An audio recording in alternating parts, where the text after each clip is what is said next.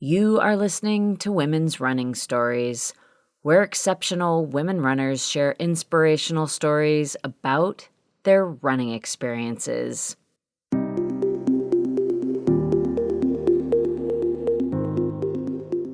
Hello and welcome. I am Cherie Louise Turner. I am the host and producer of this podcast. Thank you so much for joining me. And in addition to being a podcast host and producer, I am also a runner. And this is an update from my own running journey. For about the last year and a half, almost 2 years now, I've been providing updates about my running journey, and I had been calling it the Over 50 Sub 20 5K Project.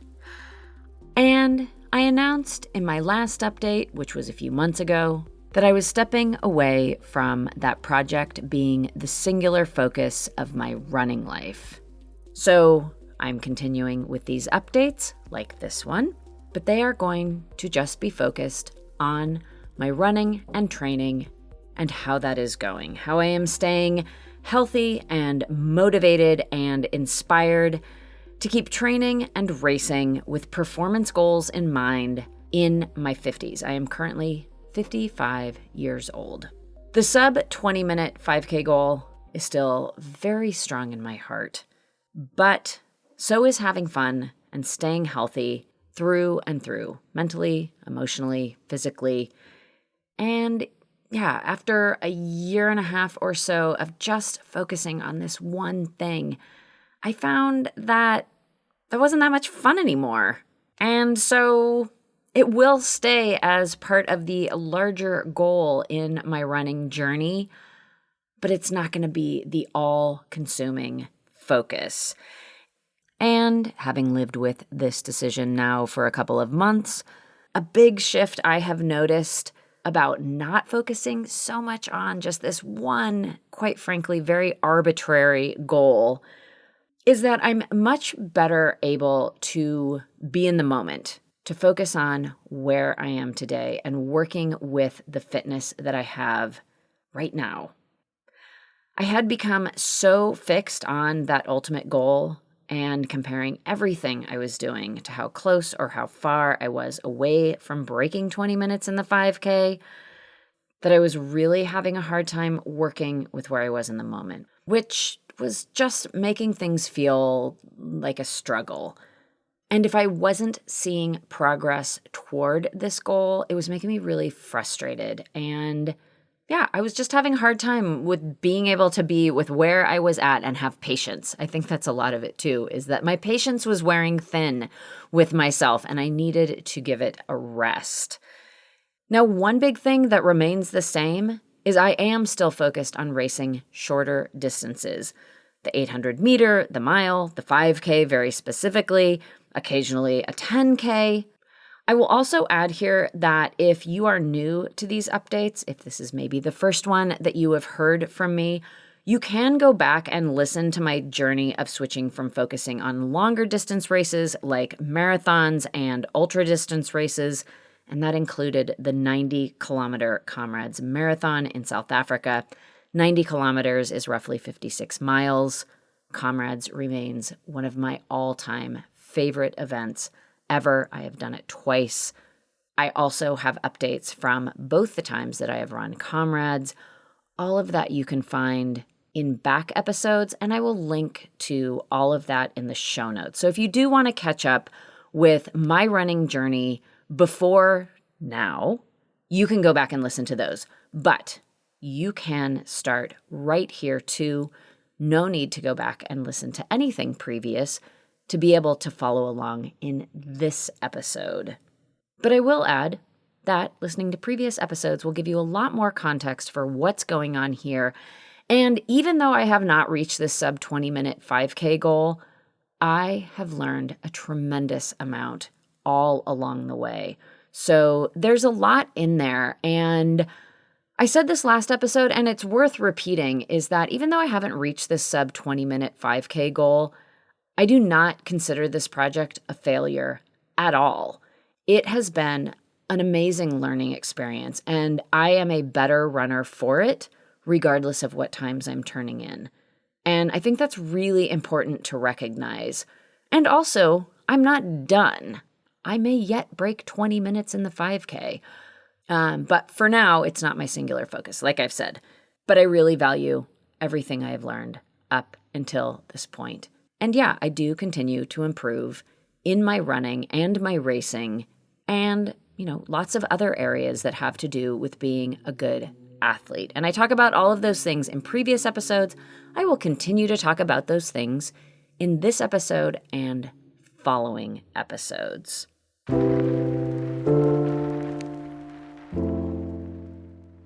But to lay the foundation for this episode, for the starting point of this episode, I'll just summarize where I left you off in the last episode. The last episode, I left you off in mid-March, and in addition to announcing that I was pressing pause on this sub-20-minute goal as a singular focus in my running life, I also mentioned that I'd found a training program that I liked, but that at that particular time, I was still on a break from any sort of formal training.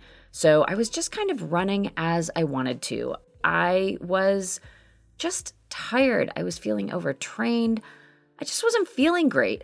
I got sick twice over winter, which is very unlike me. I don't get sick much at all. And to get sick twice in a handful of months, it just was not like me. I was run down. I was overwrought. I needed a break. So I was in the midst of a break in mid-March, but yes, I had found this training program that I was excited to follow. I am now self-coaching. Before I was not self-coaching. Now I am. But I wanted something that had some structure that I could follow. And I chose the 5K, and it's a 5K, 10K program from the book Breakthrough Women's Running. It is a book by Neely Spence Gracie and Cindy Kuzma. And I really liked it as a framework. It had elements in it that I knew I wanted in my training program.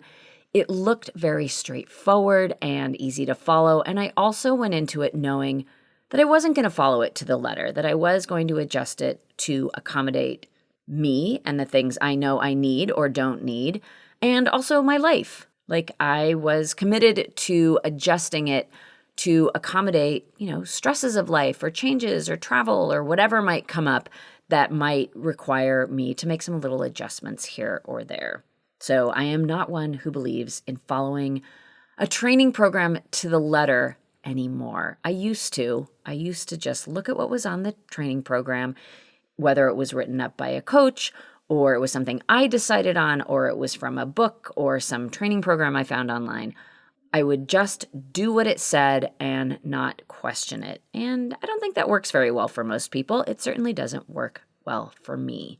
So I think adjusting training programs as you need is really important, which also requires me to pay a lot of attention to how I feel and what works for me and what doesn't, and how those things have changed over time. And I think I'm getting a lot better at it. The other thing that I had mentioned in the last episode, which I will also catch you up on, is I mentioned that during this break in formal training, I was going to start tracking some parts of my health.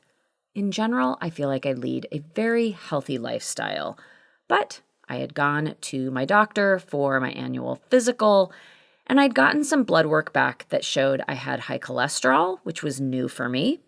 I'm also in the lingering stages of perimenopause, so I'm almost postmenopausal, and my blood pressure was on the higher end of normal, which I was not super excited about. So I thought, well, I'm taking this break from training. I can focus on some other things. I have some time and energy to devote to some other aspects of my life. And so I thought, it's a nice time to track some habits of life and see whether or not I am leading as healthy of a life as I think I am. So I had mentioned that, I do track my training quite closely, but other aspects of my life, I sort of just wing it. And I generally think that I eat well and I sleep well and manage my life pretty well. But I hadn't been tracking anything specifically. So I thought, I'll just give some more attention to some other factors in life. And 3 things I noted specifically that I wanted to track. 1 was sleep, 1 was nutrition, and the other one is my anxiety. And so I did that. And one other note about nutrition was that with this high cholesterol result, I thought, well, I'll change my diet to see if I can control my cholesterol or lower my cholesterol through a diet change. I had been eating a decent amount of red meat. I consumed a fair amount of cheese and other dairy fat, whole fat milk, butter, etc. And so I wanted to see what would happen if I mostly removed those things from my diet. All right, so that is where I left you off last time. I was in the middle of a break, but had found a training program I liked. So when I was ready to get started back to training, I had somewhere to start and a framework to follow. And I was also interested in tracking these 3 elements of my life to just see, am I leading as healthy of a life as I think I am? And that's where I want to start this update with this tracking. So I tracked my sleep. It's fine. I tend to wake up a little more during the night than I would like to, 2 or 3 times a night typically, which is annoying, but it happens.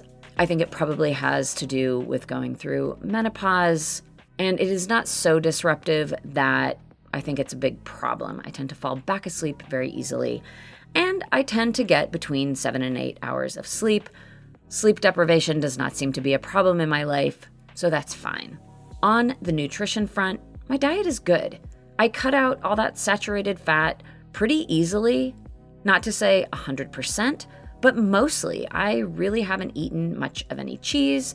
I don't eat red meat very often, maybe once every 10 days to 2 weeks at this point. And I pretty much cut out butter in cooking. I don't use it on toast anymore, that sort of thing. I swapped out whole cow's milk for soy milk. So I made a few substitutions. I cut out a number of things that I ate very regularly, like red meat and cheese. And I added in things like overnight oats, which I have really taken a liking to.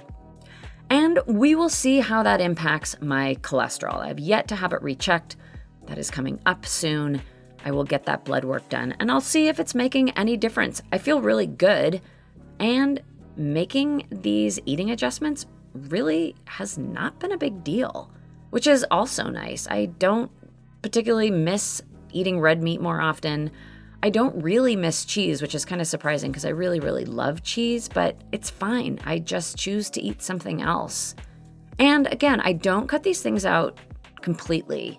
Like, I'm a real 80-20 person. Like, if 80% of the time I'm doing the thing that I think I should be doing, and 20% of the time I'm maybe having a piece of cheese here and there, I think that's fine. I also have kind of shifted my perception of things like having whole milk or eating lots of cheese to like, hey, that might cause me heart disease, and that really makes it less appealing. And I'm not being phobic about it. I'm just being more mindful about it. And if it doesn't contribute to lowering my cholesterol, by all means, I will be eating a little more cheese. But for the moment, making these decisions just is not that difficult, and so I am going with it. And yeah, I will keep you up to date on whether or not that changes anything. Throughout this period of time of having, this higher cholesterol reading, I have talked to, a number of friends who are about my same age, and, this is super common for women, kind of postmenopausal women, to have higher cholesterol, and some people can control it with diet. Other people go on statins. It's very individual. I've also listened to a number of podcasts from people who I trust, and I've learned quite a bit about lipids and, testing for cholesterol and what those things might mean. And so, yeah, I'm getting myself educated. I feel a lot better about the whole process. And the other thing I've also kept in mind is this is one blood test I am working off of, and there are margins of error. So I may not have high cholesterol anyway. Who knows? I will get it tested a couple more times. I'm also going to have a few other tests focused on cardiovascular, heart health, just to get some baselines on where I am at and see if there's anything that pops up that might indicate a problem or not a problem. Maybe I'm just super duper healthy, or maybe there are some things I should be paying attention to. I am going to find out.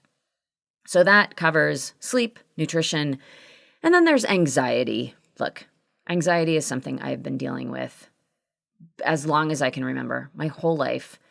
And I am getting much better at lowering my anxiety, of being more aware of how it comes and goes, what kicks it off, what ways I can help keep it lowered. I am not perfect at this. I really want anxiety out of my life. It is something I truly believe I can knock out once and for all. I'm not quite there yet, but it is getting better. And tracking my anxiety, I notice that it tends to sit around, I would say, a 3 or a 4 on a scale of 10 most days. And that there are certain things that make it worse. And if left unattended, it can kind of swell to these feelings of like muscle tension. And I just notice my ability to handle life stresses starts to diminish. And my anxiety tends to rise over, several days. And then it takes several days to kind of come back down. So I'm just paying more attention to kind of those ebbs and flows, what kicks it off, what I can do to not get it going in the first place, or what I can do to help it come back down to a manageable level. I've gotten a lot more aware of how it comes and goes and what I can do to keep it lower. And I do feel like I'm getting a better handle on just managing it. And I'm starting to see my way through to like how I could, maybe just get rid of it all together. So work continually in progress, and little by little, it is getting better. And I'm picking up more and more mechanisms that I feel like help that process. And I'll briefly return to that at the end of this episode. Now, on to running and training and like the more physical part of this whole process. Almost immediately after my last update, I returned to training. I started this 12-week training program from this book, Breakthrough Women's Running. And I love the subtitle too, Dream Big and Train Smart. And again, that was written by Neely Spence Gracie and Cindy Kuzma. And I will mention one of the reasons why I like this program in particular is that it had some elements in it that I knew I wanted in my training program. One big one, hill repeats. I keep hearing over and over again, people love hill repeats. They weren't something that were a regular part of my schedule in the past, and I really wanted to add them in. They give you strength without a lot of pounding. And I think they're fun. And it also was an opportunity for me to explore new places to run because so many of the places I run are very flat. And so by adding in some hill work, I expanded where I was running. So that was a nice side effect of having hill repeats, and just hill work in general worked into my program. The other thing I really like about this training program is that it does have strength work worked into it. The authors supply a few different types of strength routines in the book, and it's just nice to have this variety so readily available. The routines change over the course of the program, so I really liked all of that part of the program too, and I continue to like it after 8 weeks of utilizing this training program. Yes, so I just finished week 8 of this training program. So I'm just going to walk you a little bit through what it has been like to be back to training. Overall, I'm thrilled. I am super happy to be back on a training program. I like structured training. I love structured training because it is not just training structure, it is life structure. It gives me just sort of daily goals to go after. It gives me some way to structure my day-to-day life. There's so much about having a training program I love. And I've really had a training program in my life almost my whole life. Like I've been an athlete for ever. So having this sort of structure in my life, I just really like it. So I was very happy to be back to it. The first few weeks were very easy. And I will admit to the fact that I was not feeling like I was in great shape. I wasn't moving particularly well. Those first few weeks, just running didn't feel awesome. But I had to remind myself that, I was starting over. Like, I wasn't super fit. I had taken a break, and it was okay to just not feel that terrific. I got back in touch with the fact that running can just feel awkward and hard. And even if you've done it for years, getting back to it takes a little bit of time. So after a week or so, I finally started feeling like I was moving well, like I could move smoothly. My form was back. I just felt better. And I was getting back to some fitness. And in those first, several weeks of this training program, there's no speed work, which I found myself chomping at the bit because I do love workouts. But little by little, I was getting back into having things on the schedule, meeting these day-by-day goals, and it was really nice. Now, early on with this program, it coincided with an interview that I did with Gwen Jacobson. I will link to that episode in the show notes. There were two things about Gwen's story that really, really stuck with me personally. If you are unfamiliar with Gwen Jacobson, she is one of the best age group marathoners in the world. In her 60s now, she's in the 65 to 69 category. She is still in the 3:20 marathon range. So she runs very fast. She runs a lot of marathons. And there were two things about her training that really just were aha moments for me. One is that she doesn't train more than 30 miles a week. And I thought, I'm only training for a 5K, so I can probably take that down even a little bit. So my goal mileage became 25 miles a week or less. Now, mind you that I'm also doing strength training and cross training. So that's not to say that I'm not doing more training. I'm just not doing more miles than that.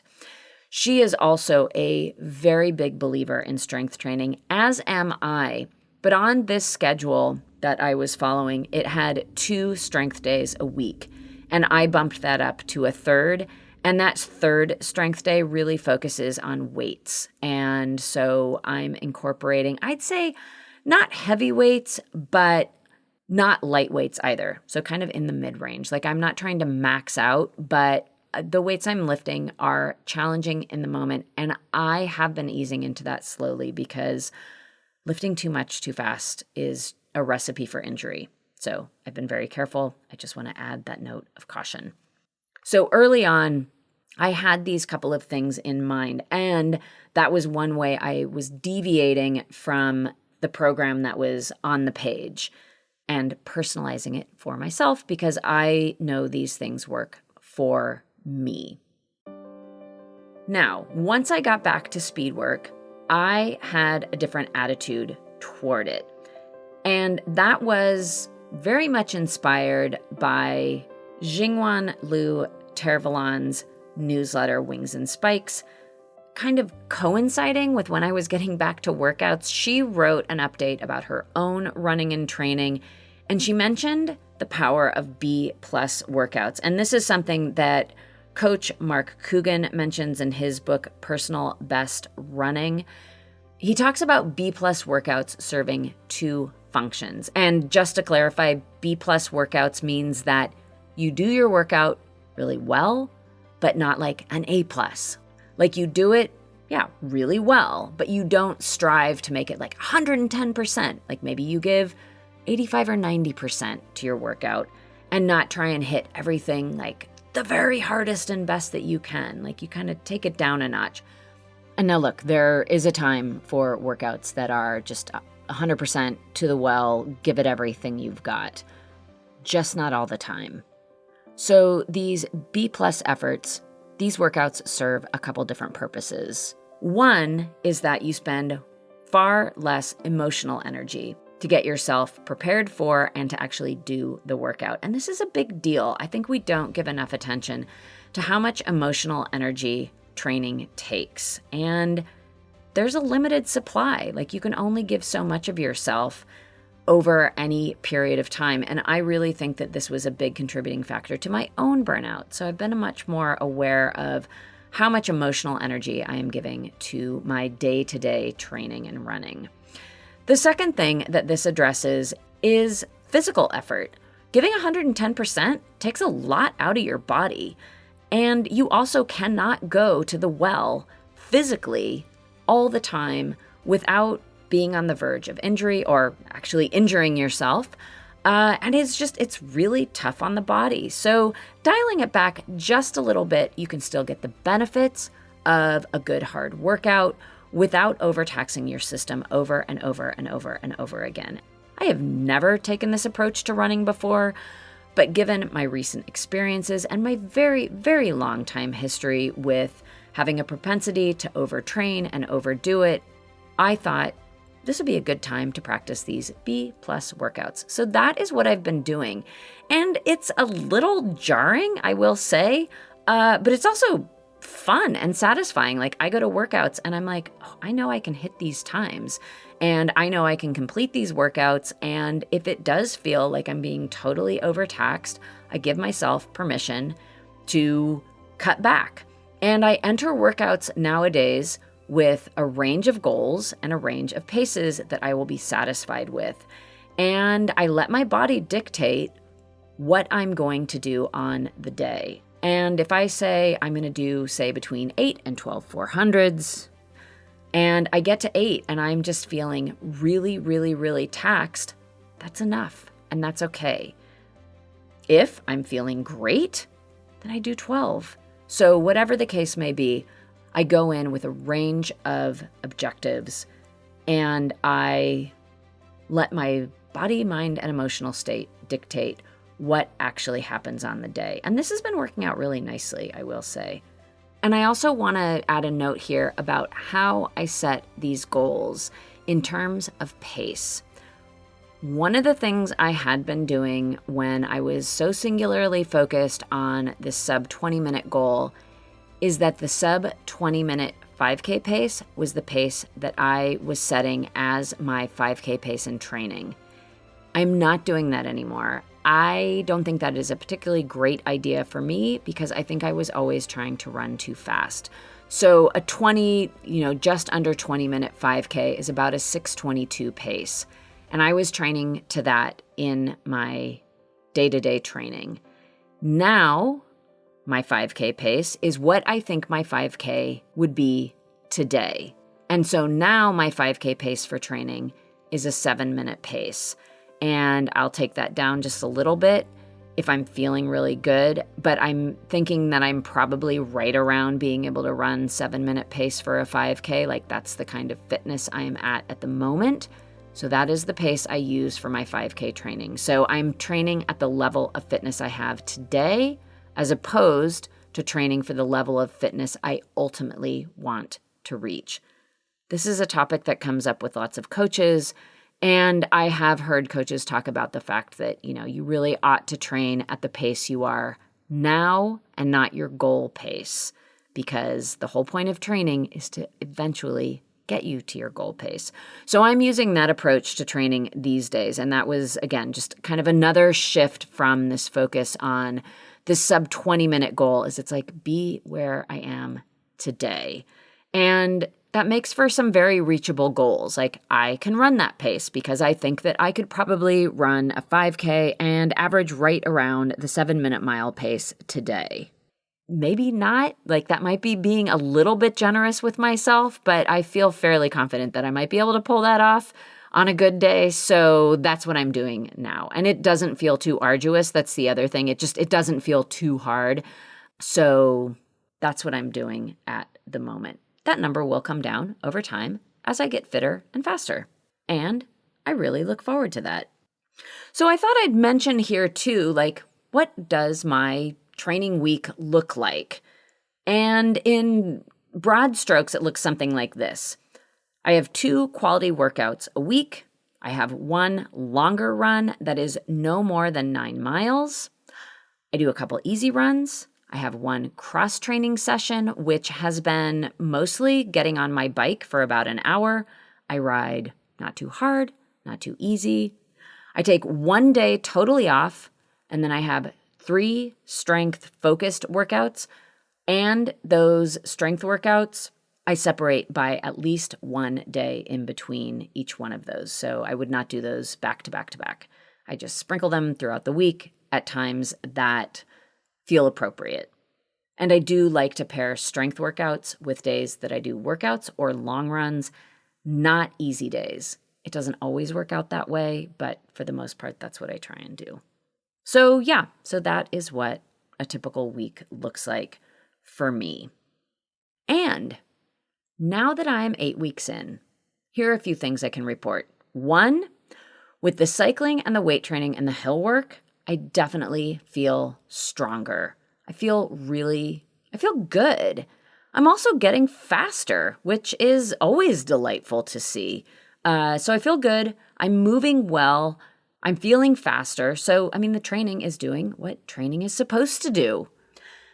And that catches us up to where I am today. I'm feeling healthy. I feel really good. Things are going along quite well. One thing is that I did take a little bit of, a rest and recuperation day this last week. One thing that this program that I'm following does not do is it doesn't have a cutback week in the midst of all of this training. It's sort of like a build, and then taper. And something that I hear from a lot of women who are sort of in these postmenopausal years, kind of around my age and older, is that taking an easy week every, 3 to 4 weeks, something along those lines, works for them. I haven't really followed a program like that, but I did hit a point this last week where I was just starting to feel a bit tired. Like I had a really hard workout on Wednesday, and then I tried to do a workout on Friday that was just some hill surges, and it didn't feel all that awesome. The next day, I went to a brand new park run in Maine. Shout out to the Shaw Cherry Hill Farm Park Run that just started this last weekend. And my husband and I went to Maine to run the very first one of this new park run. And it was pouring rain and it was cold and the weather was it was pretty miserable, quite frankly. There were 13 of us or so that showed up for this inaugural park run. And I had planned on taking this day easy. I was going to run 3 easy miles for this park run. But sort of the opposite happened that you might think would happen in these circumstances with it being such kind of not great weather, is that we got going at this park run and I was having a blast. This course is on, I would say, a well-groomed dirt path that has some up and down. It goes through a bit of a little forest. It was just super fun. And because it was dumping, there were big puddles, and I found myself having so much fun.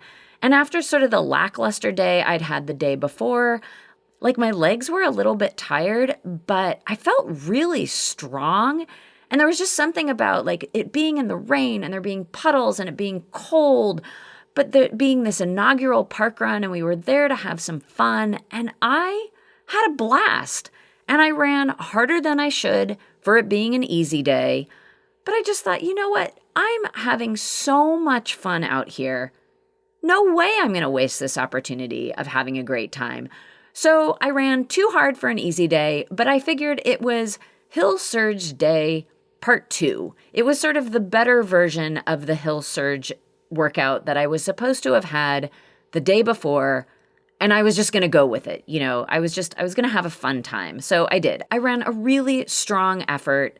I had a total blast racing through the puddles and up and down the hills. And I was delighted to get to support this new effort of a park run.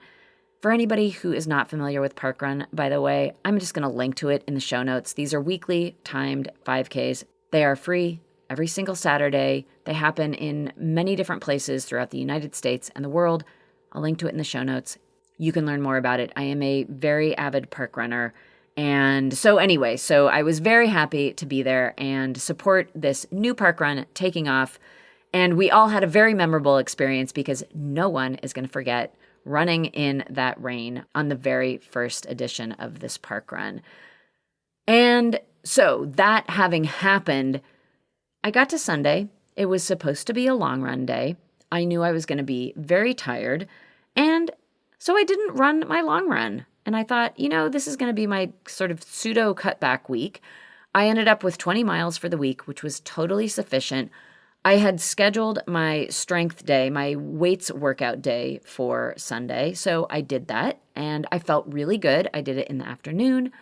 I did some yoga because I really needed to stretch out, especially I'd done a lot of driving over the weekend. So come Sunday afternoon, I did my weights, I did my yoga. I felt very good. I did not do my long run. That was totally okay with me. And now I have a couple of days. I have an easy run and a rest day. And I will certainly be able to get back to my workouts come Wednesday. So I mentioned that a lot because I wanted to mention the park run because it was so much fun. I wanted to mention the fact that I am totally open to shifting things around to take advantage of opportunities that are really fun, just like take advantages of opportunities in life and make adjustments for what comes at me at any given time. I want to be able to remain flexible within these training programs, which again, to emphasize, I have never done this in my life. Like I'm a real stickler to follow what is written on the page. So making these adjustments and weaving in my training program with whatever comes up in my life, as opposed to just doggedly sticking to what is written as the training program. Like it's a nice new approach for me and I'm really enjoying it. And I continue to get stronger and faster, even with these changes, even with this less is more approach, even with these B+ workouts. So we'll see what this all adds up to. That being said, I will fully admit to the fact that I have my doubts. Will the less is more approach work? Will B+ workouts do it? I don't know. I've never done this before. I am really, really curious to see what happens and how this progresses over time. So I will keep you updated. I do not have any races on the calendar sort of in my immediate focus. I have a 1-mile race coming up in July, but that's a ways off. I will put something on the calendar before then. I just don't know what it is yet, but I am excited to race again and just kind of see where I'm at when I'm rested and just really ready to give it my all.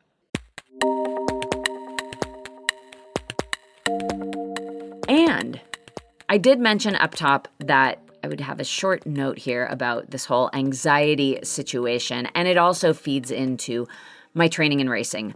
One of the things that I am going to focus on going forward is mental strength and confidence. This is a focus I have had in the past, and I'm consistent with it for a while, and then it sort of tails off. And it's something I think about all the time. Like I'm often thinking about having better mental strength and how I can improve my confidence.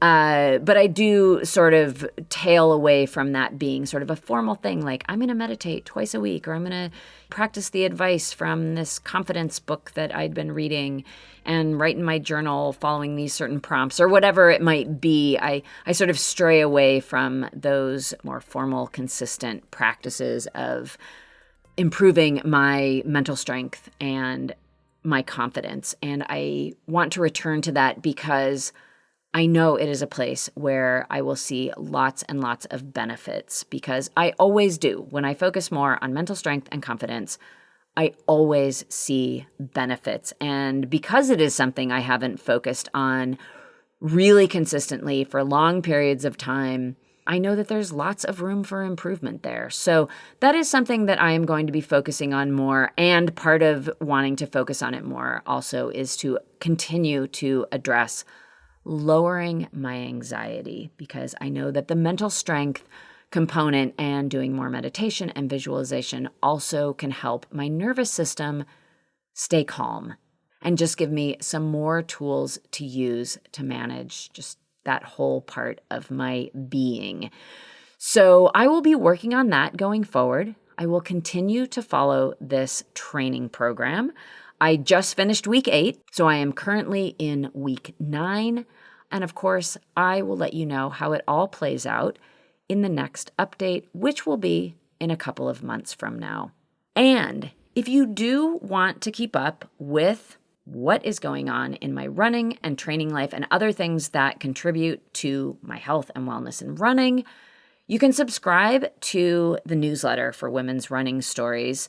That comes out every single week, and I always do an update of my training and how things are going or things that are related to my running and training and racing. So you can subscribe to that. It's on Substack. I'll put a link to how you can find the newsletter in the show notes, or you can just go over to Substack and search for Women's Running Stories. Either way will get you there. And that does bring me to the end of this update. Thank you once again for joining me here. I always appreciate you coming and listening to these episodes. And until next week, I do wish you healthy, joyful, strong strides forward. Women's running.